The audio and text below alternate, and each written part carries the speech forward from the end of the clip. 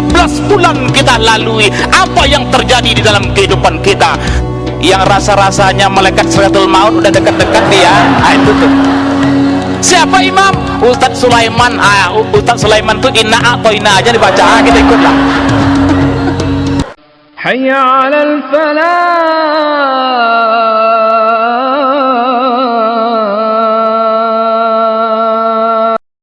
Assalamualaikum warahmatullahi wabarakatuh.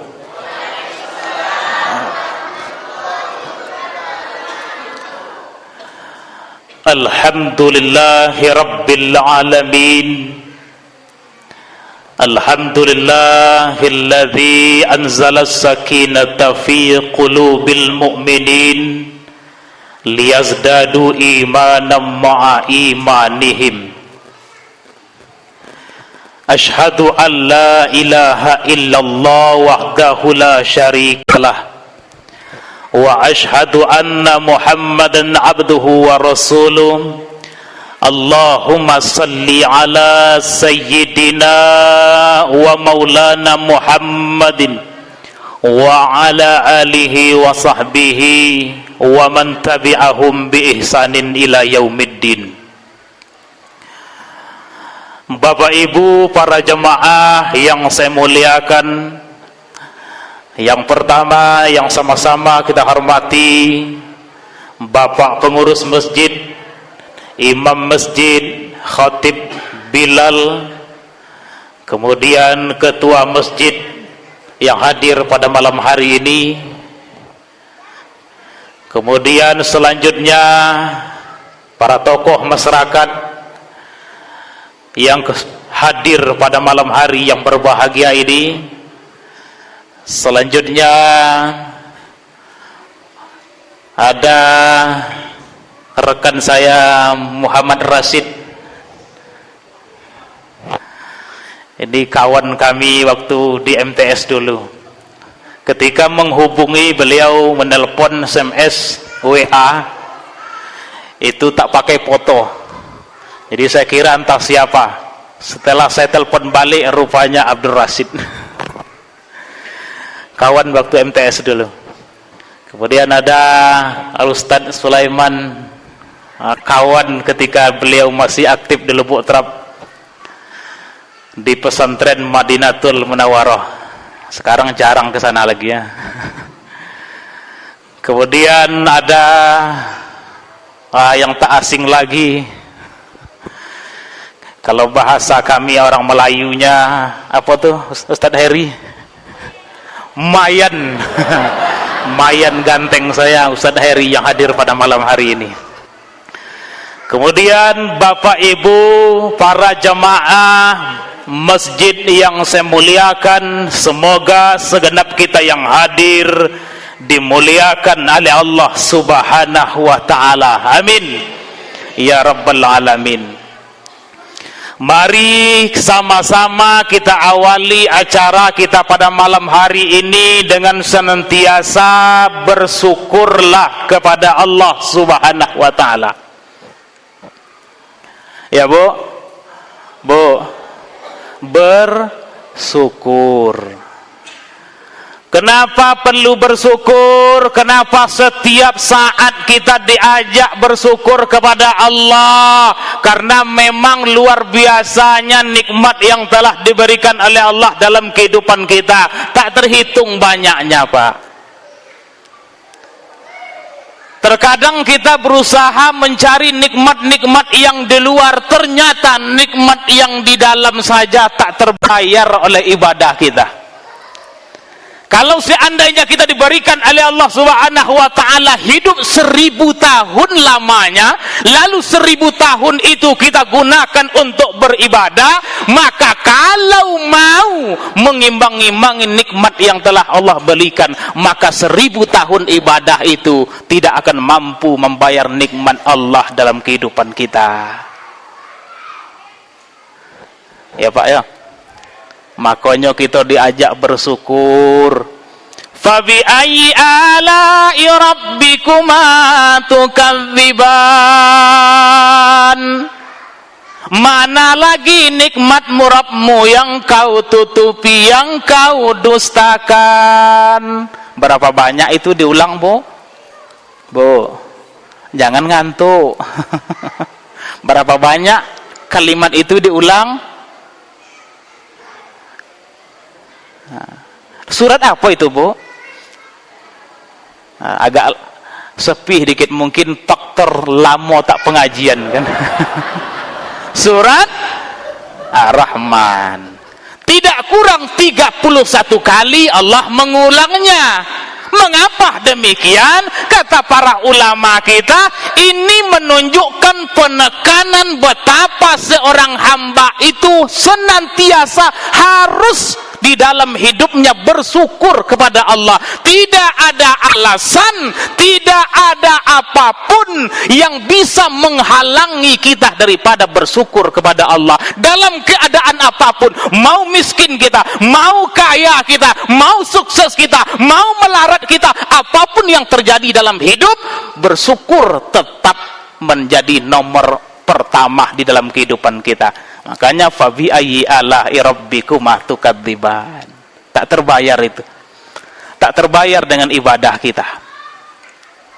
Bapak Ibu yang saya muliakan, kemudian salam kerinduan yang tiada henti-hentinya kepada junjungan kita Nabi besar Muhammad sallallahu alaihi wasallam. Sallallahu ala Muhammad. Ayo sama-sama.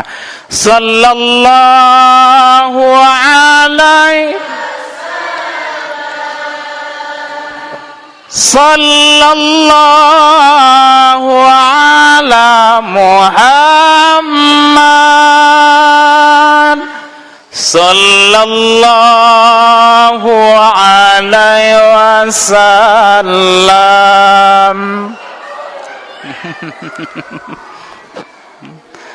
Ada cadangan pula.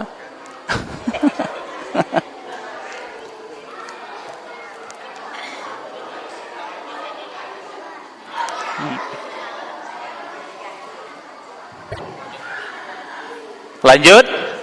Sallallahu ala Muhammad.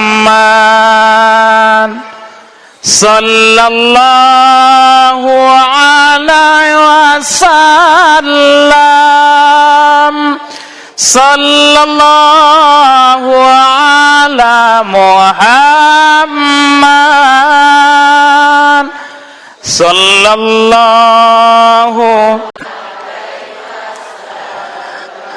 Bapak Ibu para jamaah yang saya muliakan, banyak-banyak kita berselawat kepada Nabi kita Muhammad sallallahu alaihi wasallam. Mudah-mudahan kita menjadi umatnya yang terdekat nanti di yaumil akhir. Amin ya rabbal alamin. Bapak Ibu yang saya muliakan, para jamaah yang dimuliakan oleh Allah Subhanahu wa taala. Beberapa saat ke depan kita akan menuju bulan suci Ramadan. Maka pada malam hari ini panitia, para pengurus berusaha mengumpulkan kita supaya bisa sama-sama hadir di masjid ini dalam rangka apa?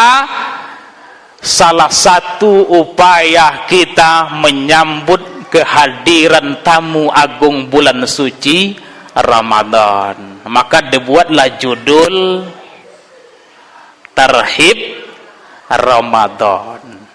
Upaya kita senang, bahagia menyambut bulan suci Ramadan. Sebelum saya lanjut, kira-kira Bapak Ibu bahagia atau tidak? Iya Pak ya? Ibu? Tapi bahagia, tak semangat. Jadi Bapak Ibu yang saya muliakan, bahagia kita menyambut Ramadan. Lalu dalam waktu yang singkat ini, mengapa kita perlu menyambut Ramadan? Mengapa kita perlu bahagia menyambut Ramadan? Jadi ini yang perlu kita tanyakan. Kalau ditanya tadi bahagia, bahagia.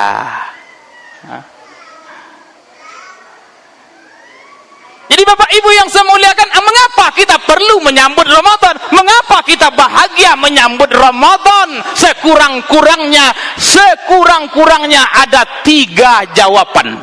Berapa Pak? Ada 3. Ambo berdiri Bu ya. Kalau duduk itu ibaratkan silat, tak keluar jurus ambo buatnya. Jurus tak keluar. Jadi Bapak Ibu yang saya muliakan, mengapa kita perlu tarhib Ramadan? Mengapa kita bahagia menyambut Ramadan? Mengapa kita senang? Mengapa kita perlu betul terhadap Ramadan ini? Sekurang-kurangnya ada 3 hal jawabannya. Yang pertama apa?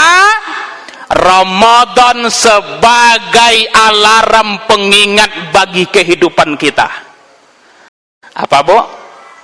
Coba ulang. Nggak oti doh.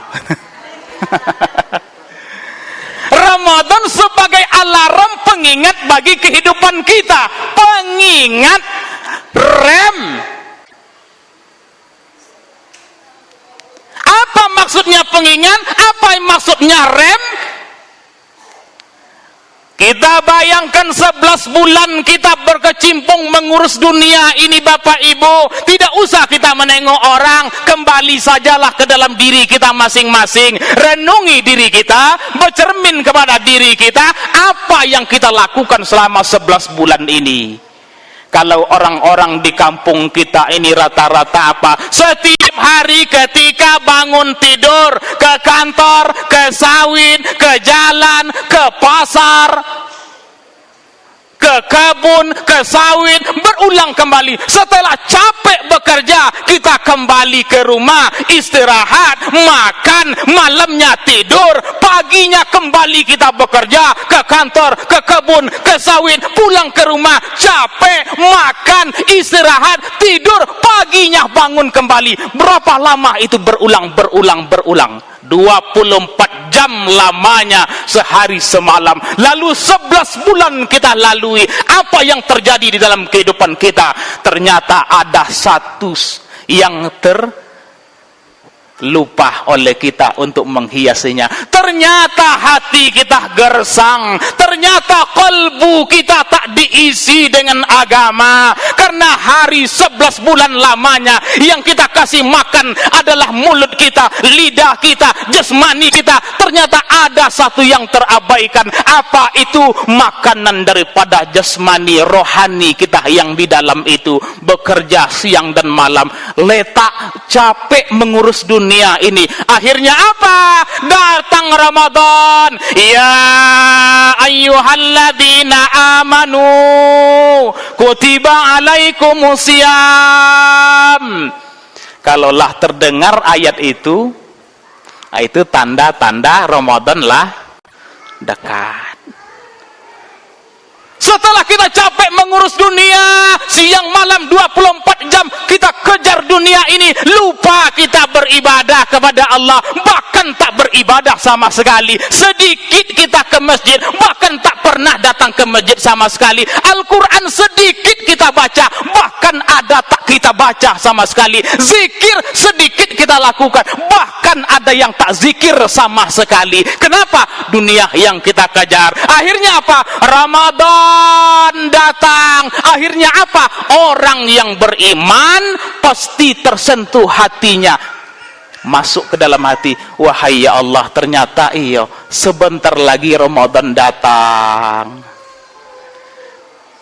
Ternyata Ramadan sebentar lagi tiba. Sudah 2 hari, 1 hari ke depan Ramadan telah datang. Apa yang terjadi? Diakui atau tidak diakui, ada rasa di dalam hati kita yang tersentuh, tersentak hati kita. Oh iya ya Allah, kami harus kembali beribadah kepada Allah. Maka apa artinya? Ramadan itu sebagai pengingat. Kalau seandainya Ramadan itu tak datang, masih jauh dia, maka dipastikan kita masih berada di kebun. Hari ini bahkan di antara kita masih berada di sungai, masih berada di dalam sawit, masih ada di dalam pokok-pokok karet kita, masih di jalan, masih di pasar. Kenapa? Dunia yang kita kejar. Akhirnya apa? Ramadan datang mengingatkan kita, wahai manusia, wahai orang yang beriman, segeralah kembali kepada Allah. Bawa jiwamu itu, hatimu itu, yang sholat dahulu jarang, yuk banyak sholat, datang ke masjid. Yang dulu jarang baca Al-Quran, di bulan Ramadan ada tadarus baca Al-Quran. Yang dulu jarang sholat malam,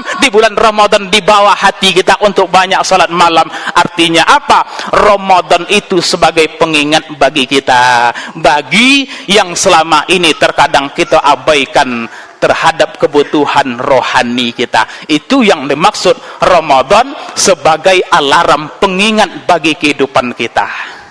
Sudah, Bu? Sudah? Lah? Lah? Nah, kalau kepanjangan nanti pura-pura ngantuk sajalah. Lah, Pak?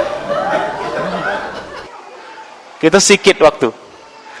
Jadi Bapak Ibu yang semuliakan, inilah mengapa alasannya kita penting menyambut Ramadan. Kalau seandainya Ramadan tak datang, maka mungkin kita masih jauh daripada mengingat Allah. Mengapa kita berkumpul-kumpul malam ini? Coba saya tanya, jawab jujur Pak Bu ya.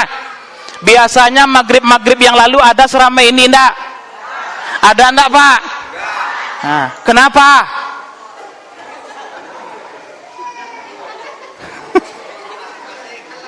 Di rumah masing-masing.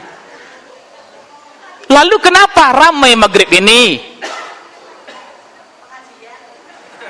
Kalau tak pengajian? Mau atau tidak mau kita akui, karena memang ada, ini dia yang mempengaruhi kita, Ramadan. Panitia pun mungkin jarang buat acara kalau bukan karena Ramadan.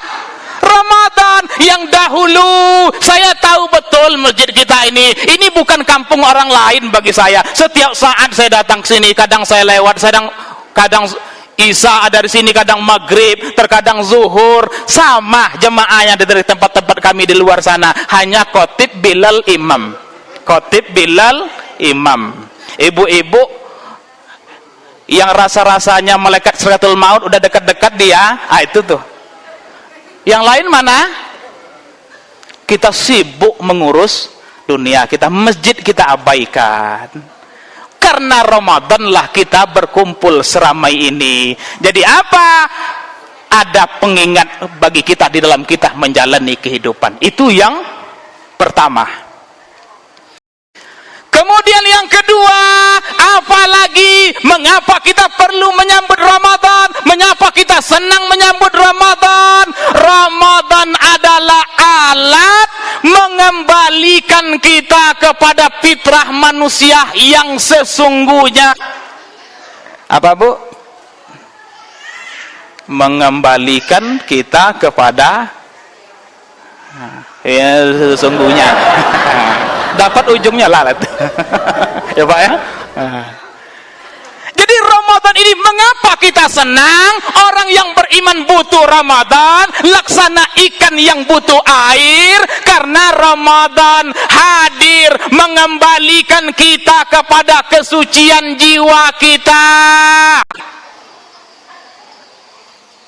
Kan kita dilahirkan dari rahim ibu kita, Bapak Ibu yang semuliakan. Maka Nabi mengatakan, apa kata Nabi? Kullu mauludin yuladu alal fitrah. Setiap anak yang lahir itu dia suci, bersih.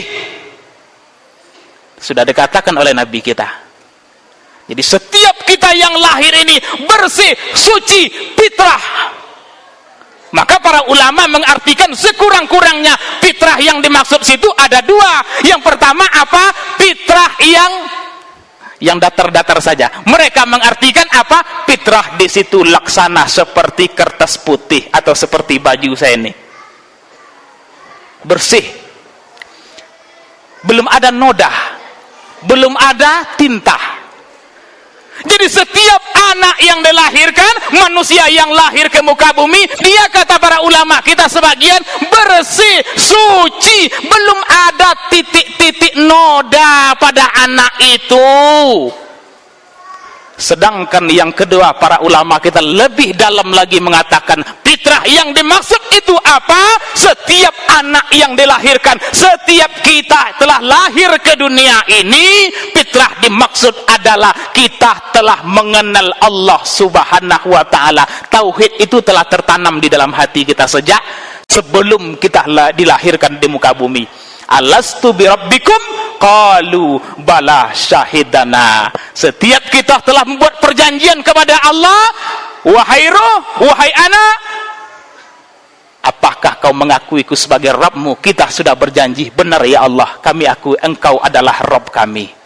Jadi Bapak Ibu yang saya muliakan, fitrah di situ apa? Suci, bersih, sudah mengenal Allah ketika kita lahir ke dunia. Maka apa Bapak Ibu yang saya muliakan? Setelah kita lahir ke dunia, menjadi anak-anaklah kita, menjadi remajalah kita, sampai pada masa usia akil balik telah dikenai hukum Islam. Maka pada saat itu yang suci tadi, yang bersih tadi, mulailah kena noda-noda tinta-tinta kehidupan dunia.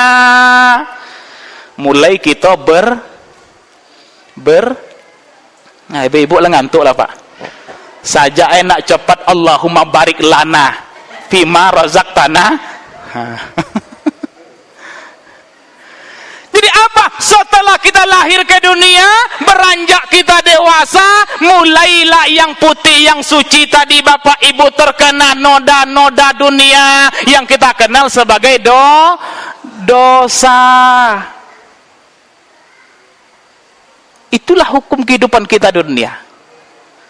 Ibu-ibu ada dosa tak? Ada? Nah, ibu? Tidak ada? Yang di belakang Bu ada dosa? Banyak. Nah, jujur pula ibu-ibu. Bapak-bapak? Kami tidak ada, kata bapak. Jadi Bapak Ibu yang semuliakan, apa? Di setiap kita lahir kita suci, lalu kita mulailah yang putih tadi, kertas putih tadi dikena tinta-tinta dosa-dosa, debu-debu dunia, yang potensi tauhid tadi yang semula dia bersinar ketika masa anak-anak, lalu ditutup oleh debu-debu dunia, potensi tauhid tadi tertutup dia. Maka kalau tertutup potensi ketuhanan itu, tertutup pula lah kita dalam menghadap ke kebaikan.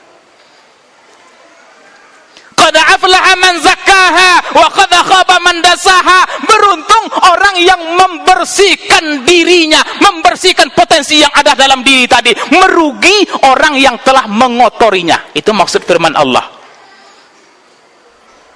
Jadi Bapak Ibu yang semuliakan, datanglah Ramadan kepada kita. Yang dahulu kita suci bersih, tak ada kotoran, tak ada membawa dosa. Maka ketika kita berdosa dalam menjalani kehidupan dunia ini, lalu kita menghabiskan usia kita di dunia ini 60 tahun, 70 tahun, mulailah kita bersiap-siap akan kembali kepada Allah. Betul Pak?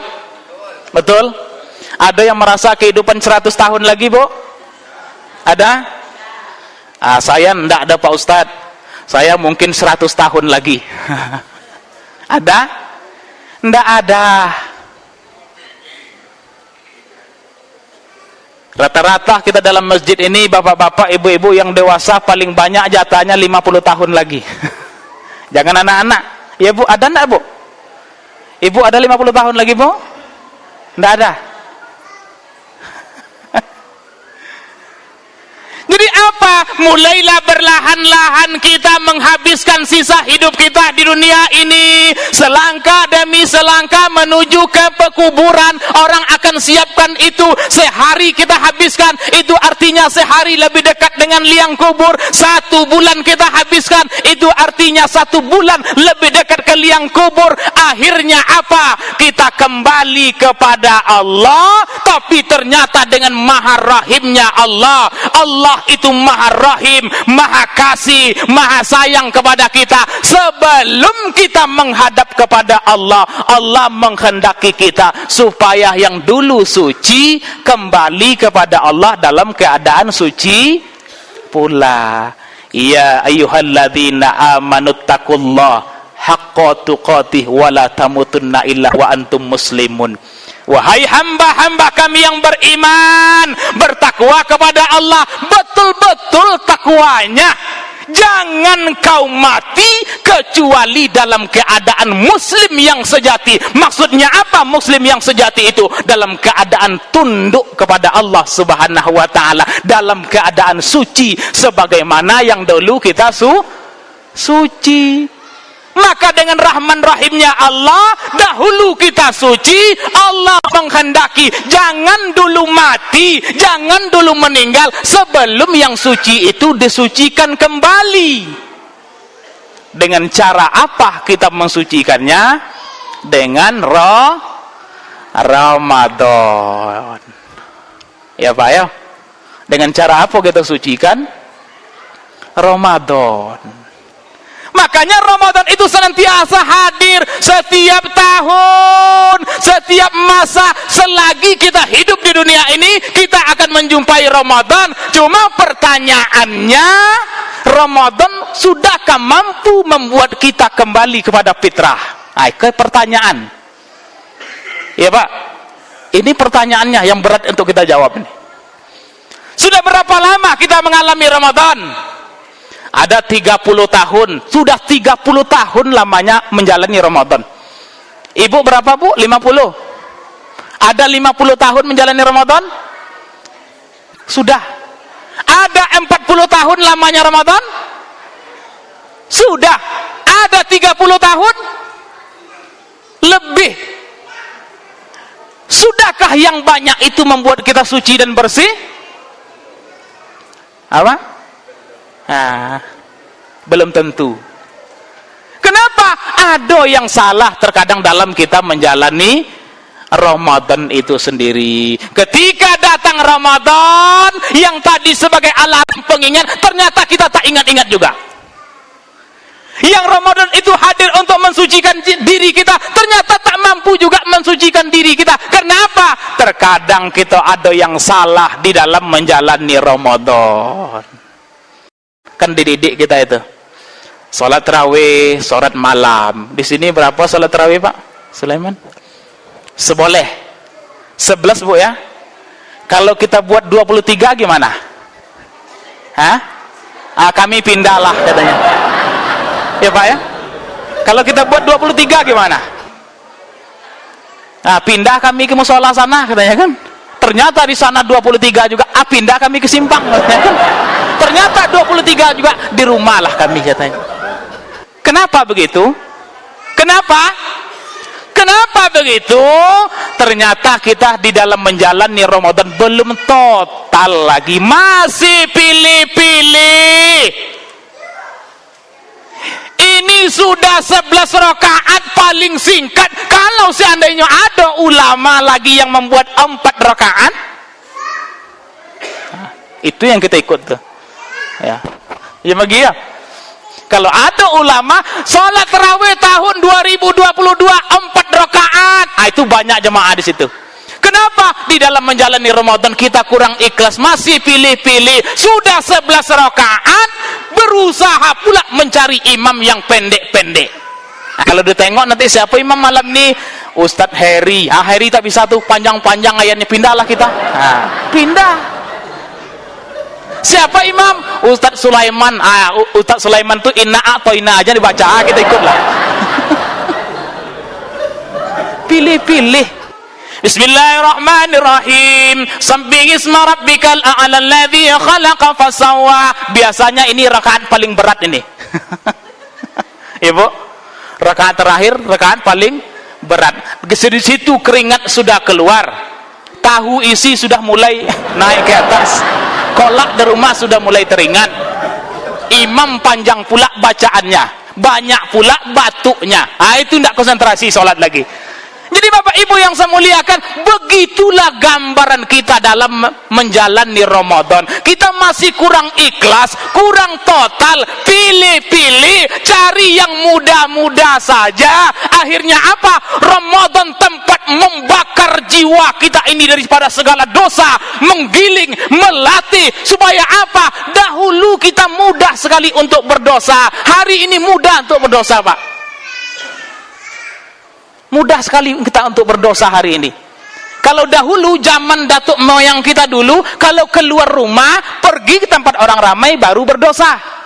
Kalau kini, diam saja di kamar, tak keluar rumah, tak bertegur sapa dengan orang, asalkan punya ini, dunia yang selebar telapak tangan ini, itulah bisa berdosa kita. Artinya apa?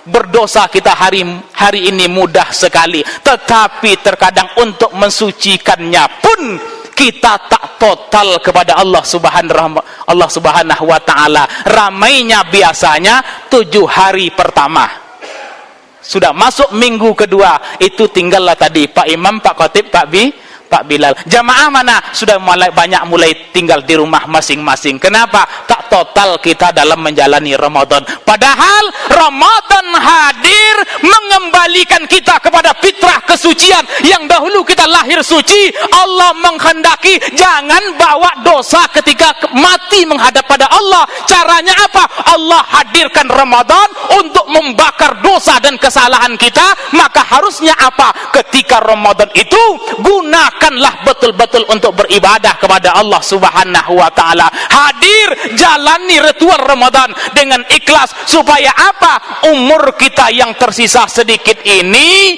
bisa membersihkan diri kita ketika menghadap kepada Allah Subhanahu wa ta'ala. Itulah mengapa kita perlu dan butuh dengan bulan suci Ramadan. Sallallahu ala Muhammad,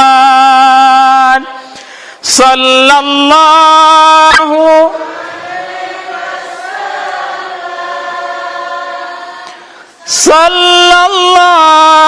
ala Muhammad, sallallahu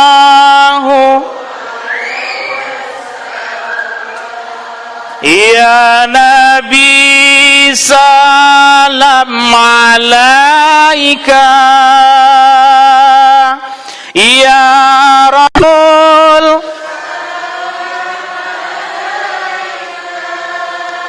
ya Habibi salam alaika, salawatullah. Bapak Ibu yang saya muliakan, sudah Bu? Habis? Habis? Kalau habis kita tutup, langsung kita makan lagi ya. Kalau habis, masih ada waktu? Terakhir, karena janji kita tadi 3, kita cukupkanlah 3. Kemudian yang terakhir apa? Mengapa kita butuh Ramadan? Ramadan ternyata tempat kita memupuk amal ibadah sebanyak-banyaknya. Mengapa amal ibadah perlu kita dapatkan di bulan suci Ramadan? Sebagaimana kita tahu, Ramadan melipat gandakan segala amal ibadah yang kita kerjakan di dalamnya. Mengapa itu yang kita incar? Mengapa itu yang kita butuhkan? Jawabannya, Bu, mengapa kita butuh Ramadan? Dengan amal ibadah yang dilipat gandakan di dalamnya. Kalau kita tengok kehidupan umat akhir zaman ini, sekurang-kurangnya ada 3 cirinya. Berapa, Bu? kita yang hidup pada akhir zaman ini punya 3 ciri sekurang-kurangnya. Pertama apa?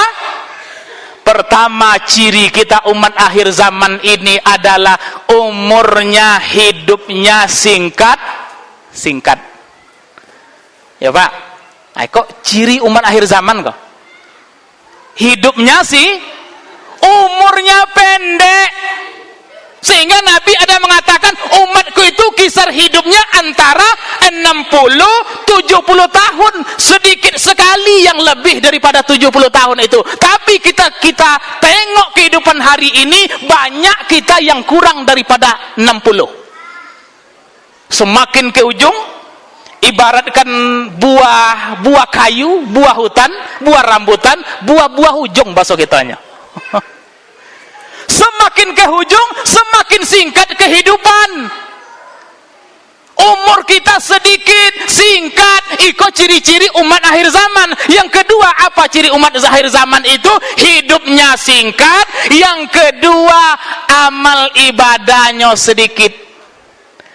Umur singkat, amal sedikit.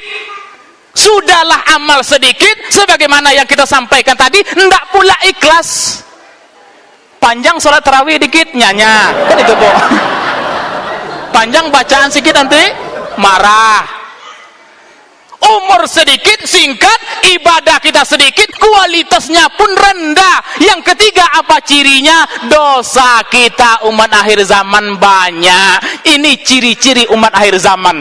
Umurnya sedikit, ibadahnya sedikit, dosanya banyak. Inilah yang membuat para sahabat menangis di sekeliling Rasulullah. Ya Rasulullah, ketika Rasul menceritakan tentang perjalanan apa satu malam di bulan Ramadan itu, Pak? Bukan pula ada. Lailatul Qadar.